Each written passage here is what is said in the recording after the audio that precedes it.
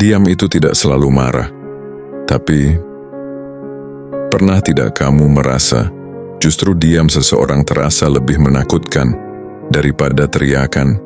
Karena saat seseorang berhenti bicara, kita tidak pernah benar-benar tahu apa yang sedang ia pendam. Dan mungkin yang paling berbahaya bukan pertengkaran, tapi saat semuanya terasa baik-baik saja, kadang adalah kalimat yang paling tidak jujur. Disinilah rasa penasaran itu tumbuh. Apa yang sebenarnya berubah? Apa yang tidak lagi sama? Dan kenapa kamu merasa perlahan kehilangan? Ada diam yang lahir karena capek menjelaskan perasaan yang tak pernah benar-benar didengar. Ada diam karena setiap kali berbicara, ujungnya justru disalahpahami. Ada diam yang tumbuh dari kecewa kecil yang dibiarkan menumpuk tanpa pernah dibereskan. Dan yang lebih menakutkan, orang yang terlalu sering tidak didengar akan belajar untuk tidak lagi bercerita.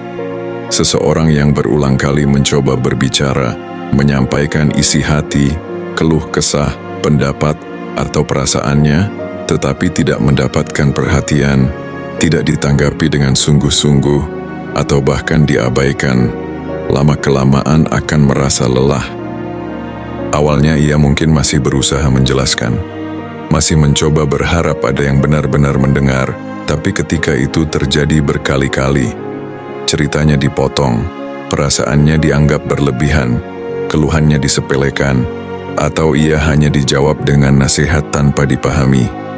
Maka muncul satu perasaan, untuk apa bercerita kalau tidak pernah benar-benar didengar? Dari situlah perubahan terjadi. Ia mulai lebih banyak diam, menyimpan masalah sendiri, berhenti menjelaskan, bahkan terlihat seperti tidak peduli. Padahal bukan tidak punya cerita, bukan tidak butuh didengar. Ia hanya sudah belajar satu hal, bahwa berbicara tidak selalu berarti dipahami. Dan ketika seseorang memilih berhenti bercerita, itu bukan karena ia tidak punya suara, tetapi karena ia merasa suaranya tidak pernah memiliki tempat. Kalimat ini mengingatkan kita, mendengar itu bukan sekadar menunggu giliran bicara, tetapi hadir sepenuhnya untuk memahami.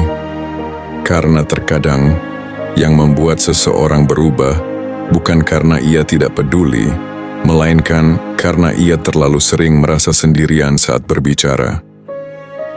Saat itu terjadi, bukan hanya suaranya yang hilang, kedekatan pun ikut menjauh. Diam bukan selalu tanda benci, kadang itu tanda lelah. Lelah berharap dimengerti, lelah menunggu dipeluk, lelah menjelaskan hal yang sama, berulang kali. Dan tanpa sadar, kita sering lebih sibuk membela diri daripada memahami isi hati. Kita bertanya, kenapa kamu berubah?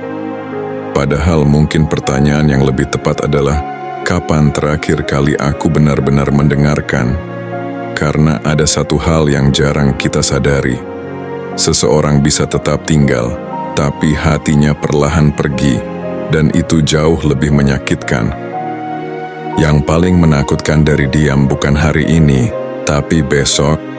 Besok ketika dia tidak lagi protes, tidak lagi cemburu, tidak lagi bertanya, tidak lagi peduli, karena saat seseorang berhenti bereaksi, mungkin bukan karena ia kuat, tapi karena ia sudah menyerah, dan kehilangan yang paling sunyi adalah kehilangan yang tidak pernah diumumkan.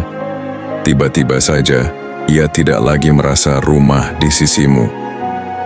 Jadi sebelum kamu menuduh, sebelum kamu marah, sebelum kamu berpikir semuanya baik-baik saja, dengarkan. Bukan hanya kata-katanya, tapi nadanya. Bukan hanya jawabannya, tapi jedanya. Karena diam pun punya bahasa. Dan jika kamu cukup peduli untuk memahami, mungkin kamu bisa menyelamatkan sesuatu yang hampir hilang. Sebab terkadang, yang dibutuhkan bukan solusi panjang, tapi satu kalimat sederhana. Aku di sini, ceritakan saja. Kita tak pernah tahu siapa yang sedang butuh kata ini. Like jika kamu setuju, komen jika ingin didengar, share agar sampai ke hati yang tepat, dan subscribe supaya perjalanan ini berlanjut. Satu like bisa menguatkan, satu komentar bisa menghidupkan, satu share bisa menyelamatkan, dan subscribe menjaga kita tetap sejalan. Jika ada jarak yang sempat tercipta, izinkan kami menutupnya dengan maaf. Terima kasih sudah menjadi bagian dari perjalanan ini. Semoga ada makna yang bisa dibawa pulang.